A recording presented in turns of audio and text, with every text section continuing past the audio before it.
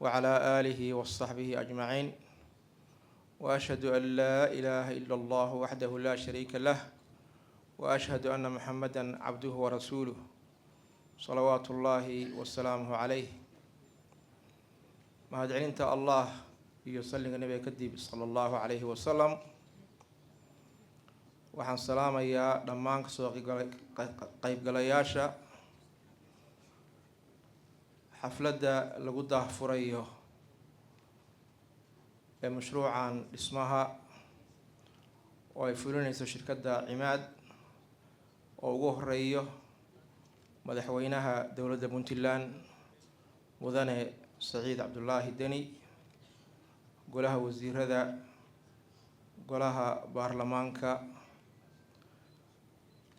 ee madaxda gobolka iyo degmada, iyo dhammaan madaxda kale oo goobjooga ka ah, madaxda shirkadda golis iyo salaam bank iyo shirkadda cimaad oo mashruucan fulinaysa.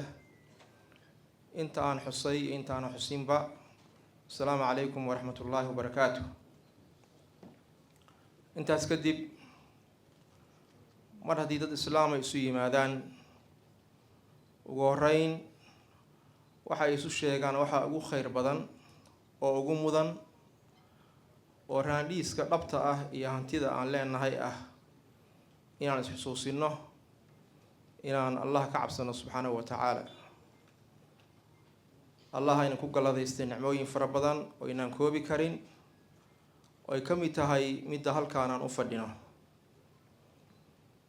allah wuxuu inoo abuuray nicmooyinkan inoo ku deeqay inaan ku caabudno, wamaa khalaqtu ljinna walinsa ilaa liyacbuduun. ujeeddada ilaahay inoo abuuray taasay ahayd. ayaamo yar baynu joognaa oo adduun la yidhaahdo, oo qur-aanku uu yaqaan mataacu lxayaati dunya. ayaamo yar waan lagu waarayn. ayaamahaas waxaa ilaahay inoo makansiiyey inaan ilaahay ku caabudno subxaanahu wa tacaala, inaynaan ku dagmin. yaa ayuha annaas ina wacda allahi xaq falaa taquranakum alxayaatu dunyaa walaa yaquranakum billaahi algaruur. dadow, ballanta ilaahay waa xaq, yaanay idin dagin nolosha adduunyada. shaydaanka idinku sheekaynaya, ilaahay subxaanahu wa tacaala waa kuu dulqaadanaya. weli waqtigaagii ma dhowa. adduunka iska sii dabaalo, yaanu idin dagin. markale allah waa tuulaha wamaa utiit min shayin famataacu lxayaati dunyaa wa ziinatuha wamaa cinda allahi khayran wa abqaa afalaa tacqiluun. dadoo, wax kastoo adduunkan laydinku siiyo waa ayaamo yar quruxdooda, iyo wax yar oo ayaamo yar laysku qurxiyo. ilaahay agtiisa waxa ah ayaa idin khayr badan oo idin baaqinimo badane, taa u shaqaysta.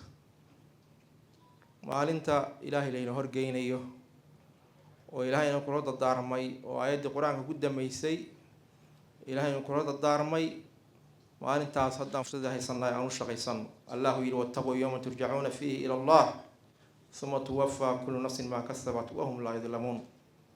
dadoo ka cabsada, qof walboo idin ka mida maalinta ilaahay la hor istaajinayo subxaanahu wa tacaala, naf walbana abaalkeeda ilaahay marinayo. intaas kadib, mashruuca aynu isugu nimid oo ah mashruuc horumarineed, shirkadda fulinaysa uga mahad celinayna. jasaakum allahu khayran. dhulka ilaahay wuxuu khaliif inoo ka dhigay in la camiro. ummaduhuna waxay ku kala horumarsan yihiin. hadba ummaddu inta dhulkeeda ay camirto oo ay ka shaqaysato oo ay dhisato oo ay beerato ama ay maal gashato. runtii mashruucan waxay ila tahay inuu wax badan ka tari karo dadka hadda waddanka ka yaacaya oo dadkooda iyo dhaqaalahoodii waddanka kala cararaya, iyagoo aan runtii mustaqbal dheer aan ka fekerin.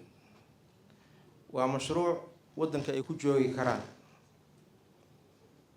inta waddanka ka maqan oo dibadda jidhana waa mashruuc ay waddanka ugu soo noqon karaan. حيل أسبابها dadku meelaha kale u aadaan haddii la xalliyo dadku way imaanaya shuruucaanna ilaahay waxaan ka rajeynaya inuu ka mid noqdo kuwa xallinaya maxaa yeelay deegaan ama xaafad leh caafimaadkii waxbarashadii meesha carruurtu ku ciyaari lahayd magaalo casri ah oo intii dibadda laga helayo dadku hadday helaan waxay ila tahay inaysan cudurdaar lahayn oo kuwa badan oo waddanka awal ka tegi lahaana ay ku joogayaan kuwa badan oo Nairobi iyo Qaahira iyo magaalooyin hadda loo yaacay u yaacayna ama hadda niyada ku hayana war meeshii aad ku nasan lahaydeen oo dantiina aad ku gaari lahaydeen intaas aad raadinayseen waxaan ugu baaqayaa meeshan way hal laga faa'iideysto intaas kadib waxaan xusuunin waqti adag baa lagu jiraa oo abaara